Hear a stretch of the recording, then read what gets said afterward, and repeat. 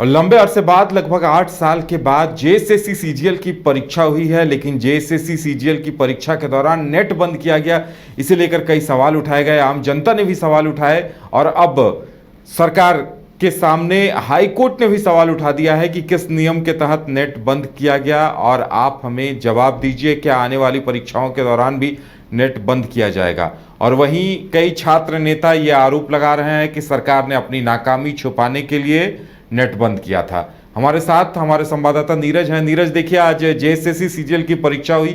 परीक्षा बेहतर तरीके से संपन्न हुई और जितने गड़बड़ी करने वाले लोग थे गिरफ्तारी भी हुई। अब जिस तरह से हाई कोर्ट ने सवाल पूछे हैं, उसके बाद एक सवाल है, कहीं ना कहीं अभ्यर्थी भी सवाल पूछ रहे हैं। देवेंद्र नाथ महतो ने भी ये बयान दिया है कि सरकार क्या अपनी नाकामी छुपाने के लिए नेट बंद कर रही थी, तो कहीं ना कहीं ये चर्चा का विषय बन गया है। नीरज,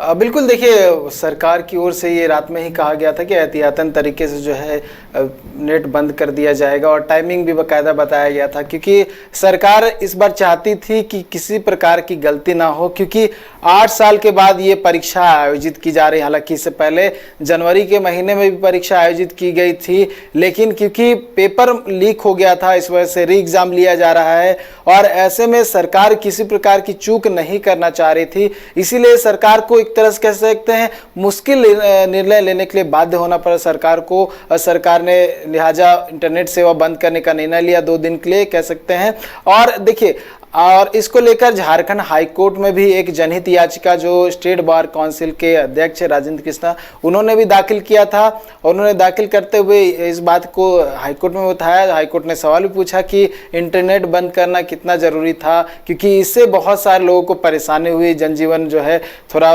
प्रभावित रहा, क्योंकि अभी का समय है डिजिटल समय, लोग बहुत ज़्यादा जो है कैश कैरी नहीं करते हैं, बहुत सारे के जो काम होते हैं वो इंटरनेट से ही वैसे होते हैं। ऐसे में काफ़ी तकलीफ का सामना करना पड़ा है। लेकिन जब राज्य सरकार से ये सवाल किया गया तो सरकार की ओर से कहा गया कि सिर्फ मोबाइल इंटरनेट सेवा ही बंद की गई, अन्य जो इंटरनेट की सेवाएं थी वो बहाल थी और ये जो दिक्कत है बस 2 दिन के लिए झेलना होगा, उसके बाद किसी प्रकार की दिक्कत का सामना नहीं करना होगा। साथ ही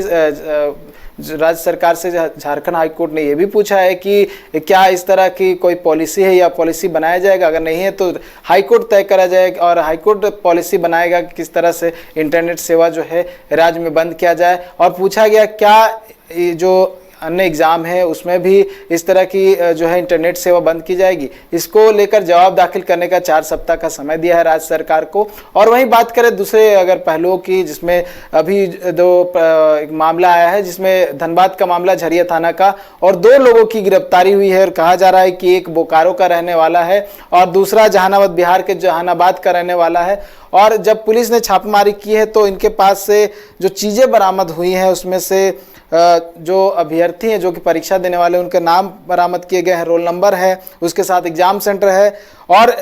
ब्लैंक चेक कुछ बरामद किए गए हैं और 21 लोगों का नाम जो है, जो मैंने कहा कि नाम बरामद किए गए हैं, तो 21 लोगों का नाम उसमें दर्ज है। यानी नीरज, कहा जा सकता है कि कहीं ना कहीं शातिर तैयार थे, क्योंकि इससे पहले भी पैसे भी पकड़े गए थे, बड़ी बरामदगी हुई थी और अब सीधे सीधे बताया जा रहा है कि लोहरदगा एसपी ने फोन कॉल में इन्हें सेटिंग करवाते हुए, इस तरह की बातें करते हुए पकड़ा था, जिसके बाद सूचना दी गई और झरिया से गिरफ्तारी हुई है। तो ये अपने आप में बड़ी बात है कि इतने एहतियात के बावजूद ऐसे लोग सक्रिय थे।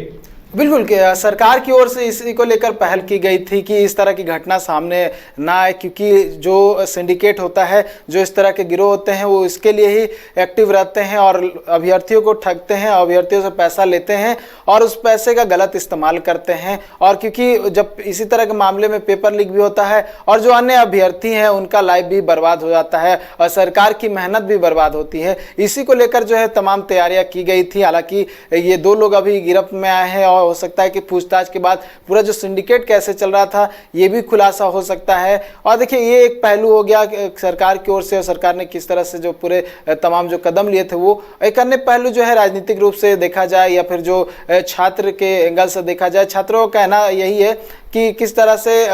जो मामला है, जिस तरह से युवाओं जो है नौकरी को लेकर सवाल उठा रहे हैं और ये लगातार कहा जा रहा है कि सरकार कुछ नहीं कर रही है, इसलिए कुछ किसी तरह का सवाल खड़ा ना हो इंटरनेट पर या फिर सोशल मीडिया पर सवाल सरकार से ना पूछा जाए, इसको लेकर जो है सरकार की ओर से ये कदम उठाया गया है। वही अगर बात करूँ जो विपक्षी पार्टियां हैं बीजेपी, वो इसे तानाशाही रवैया कह रहे हैं और तानाशाही निर्णय कहा जा रहा है और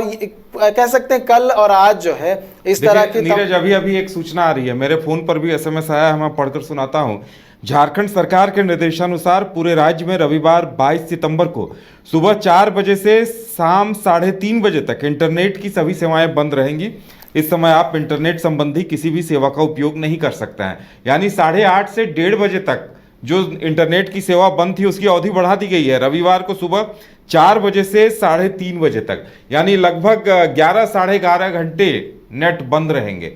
रविवार का दिन है, जाहिर सी बात है, लेकिन यूपीआई से पेमेंट नहीं होंगे, कई जरूरी काम और नहीं होंगे। तो अब एक तरफ हाईकोर्ट ने सवाल पूछा है, दूसरी तरफ सरकार ने इसकी अवधि बढ़ा दी है। इस पर भी सवाल खड़े होंगे नीरज, जो मैसेज अभी आ रहा है।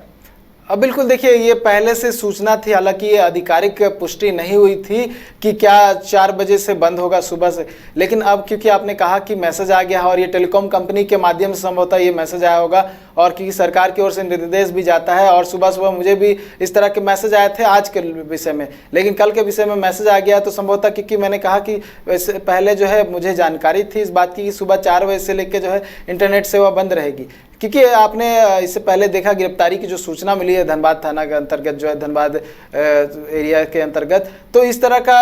एहतियात जो है सरकार की ओर से बढ़ता जा रहा है। क्योंकि अगर इस तरह का अगर पेपर लीक करना हो या इस तरह की धांधली करना हो तो पहले भी किया जा सकता है। 8 बजे का जो लोग हैं वो इंतजार नहीं करेंगे, हो सकता है इसको लेकर जो है समय की जो अवधि है वो बढ़ाई गई होगी ताकि ज़्यादा से ज़्यादा जो है कड़ाई की जा सके। और क्योंकि एक दिन बीत चुका है और एक दिन में शांतिपूर्ण तरीके से एग्जाम है वो संपन्न हुआ, तमाम जो 823 केंद्र बनाए गए थे वहाँ पर, तो हो सकता है कि सरकार नहीं चाहती हो कि दूसरा दिन जो कि अंतिम दिन है, क्योंकि 6,40,000 लगभग जो अभ्यर्थी हैं पूरे राज्य भर में परीक्षा दे रहे हैं, ऐसे में जो दूसरी दिन कुछ इस तरह की स्थिति उत्पन्न हो जाए, कुछ इस तरह की घटना घट जाए जिसमें पूरे मेहनत जो है एक दिन का बर्बाद चला जाए, तो हो सकता है एहतियातन सरकार की ओर से किया गया हो या फिर किसी प्रकार का मैसेज मिला हो, किस तरह का उन्हें सूचना दिया गया हो, किस तरह की कोई घटना सामने आ सकती है, पेपर लीक जैसी घटना जो है वो एक बार फिर से दोहराई जा सकती है, तो इसको लेकर एहतियातन किया गया हो। हालांकि सरकार जानती है क्या कुछ निर्णय लिया गया है, क्यों लिया गया है, क्या इसके पीछे